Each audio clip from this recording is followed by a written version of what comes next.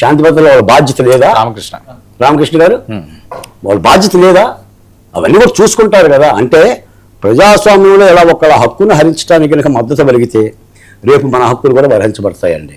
మీకు జగన్మోహన్ రెడ్డి గారు కూడా గత 5 ఏళ్ల పరిపాలనలో ఎవరిని బయటికి రానివ్వాలా? చంద్రబాబు నాయుడు గారి సభలు కూడా పర్మిషన్ ఇవ్వాలా?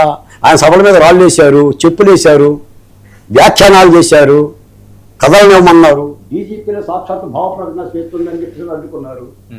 పెరస్యామైంది, ప్రజలు అసహించుకున్నారు, కుదేలు చేశారు.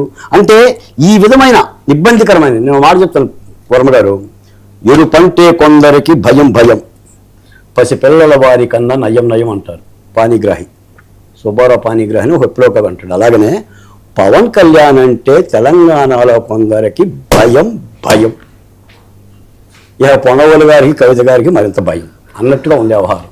అయినా సరే పవన్ కళ్యాణ్ గారు కోర్టుకు పోయినా మరో విధంగా అయినా సరే వాళ్ళ కార్యక్రమాన్ని ఆగవు కదండి. ఒక రాజకీయ పార్టీ పెట్టుకున్నాక నువ్వేమైనా అడ్డుకుంటేనో ఆ రాజకీయ పార్టీ ఆగదు కదా. వాళ్ళ కార్యక్రమాలు వాళ్ళు చూస్తారు.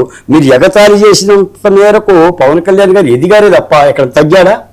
ఇప్పుడు 2 చోట్ల గెలవలేదు, 2 చోట్ల గెలవలేదు, ముగ్గురు అని ఎగతాళి చేస్తే ఏమైంది? వరసి ఇంకాస్త కసిగానే పనిచేశాడు. కూటమి ధర్మంగా పోటీ చేశారు, ఆంధ్రప్రదేశ్లో ప్రభుత్వాన్ని స్థాపించాడు. ఏకంగా ఎమ్మెల్యేనే కాదు, డిప్యూటీ ముఖ్యమంత్రి అయిపోయి కూర్చున్నారు. అంటే ఈ విధమైన ఈ వాదనలకు మాత్రం మద్దతు పలకటం అనేది రాజకీయాల్లో మరి దుర్మార్గం. పైపెచ్చి తెలుగు రాష్ట్రాలకు కనిపిస్తాయి సార్. మా దగ్గరకు వస్తేనేమో కులం కంపు, తెలంగాణకు వస్తేనేమో ఈ యొక్క విభజనవాదం. ఆ మధ్య కూడా మేము చాలా అంటే ఆనాటి విభజన, అసలు ఇప్పుడు ఆ విభజన అంశాలను కూడా గుర్తు చేయాల్సిన అవసరం లేదు సార్. ఎందుకంటే 12 ఏళ్ళు అయిపోయింది, ఎవరి ముఖాన వాళ్ళు ఉన్నారు. ఇది భాగ్యనగరం. ఏమంటే మహారాష్ట్రలో అందరూ హైదరాబాద్లో ఉన్నారు, బెంగళూరులో హైదరాబాద్లో ఉన్నారు, తమిళనాడులో హైదరాబాద్లో ఉన్నారు, అమెరికా వాడు ఉన్నాడు, లండన్ వాడు ఉన్నాడు. భాగ్యనగరం విశాలమైన నగరం అయ్యింది. పవన్ కళ్యాణ్ గారు ఉండకూడదు అంటాం ఏంటి సార్? చంద్రబాబు నాయుడు గారు ఇంటి చుట్టుముడతా ఉంటాం ఏంటి సార్? ఆయా మాసం ఇందేర్, బాలకోట యాల్సు, అమరావతి, దళిత బహుజన నాయకుడు, దళిత బహుజన బిడ్డ, Andhra Pradesh social welfare board chairman హైదరాబాద్లో ఉన్నాడు. ఎలగొడతారా ఏంటండి?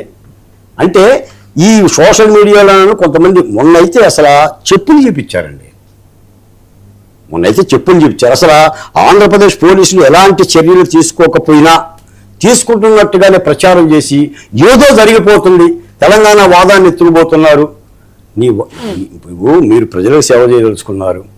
తెలంగాణ ప్రజలు ఏ పార్టీ అయితే ఆస్కారం ఉంటుందో ఆ పార్టీనే దగ్గర తీసుకుంటారు.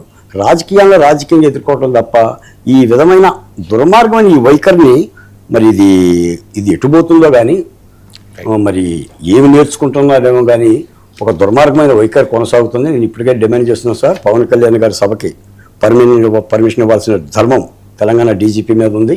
తప్పనిసరిగా అది ప్రజాస్వామిక హక్కు. అక్కడ శాంతి భద్రతలు పోలీసులే పరిరక్షించాలి. తెలంగాణ ముఖ్యమంత్రి రేవంత్ రెడ్డి గారు కూడా ఆలోచించాలి. లేకపోతే అది సభ హక్కుల ఉల్లంఘన కింద వస్తుంది.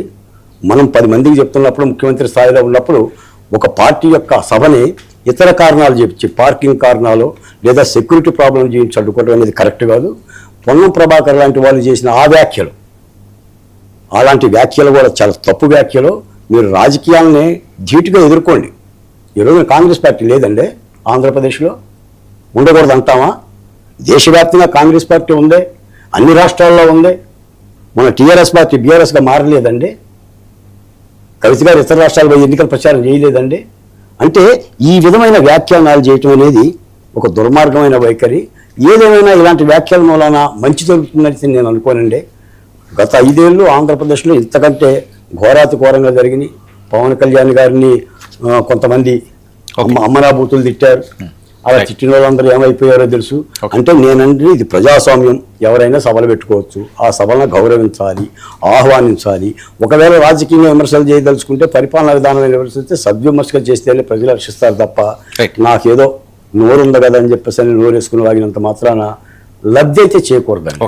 తాత్కాలికంగా శభాష్ అంటే శభాష్, మంది మార్బల్ కొంతమంది చప్పట్లు కొట్టచ్చు. కానీ ఇలాంటి రాజకీయ వైఖరి అయితే రాష్ట్రానికి క్షేమం కాదు, ప్రజలకి క్షేమం కాదు, ఆ మాట్లాడే వ్యక్తులకు అసలు క్షేమం కాదు. ప్రైమ్ డిబేట్లో షార్ట్ బ్రేక్ తీసుకుందాం. బ్రేక్ తర్వాత డిబేట్ కంటిన్యూ చేద్దాం. స్టేషన్.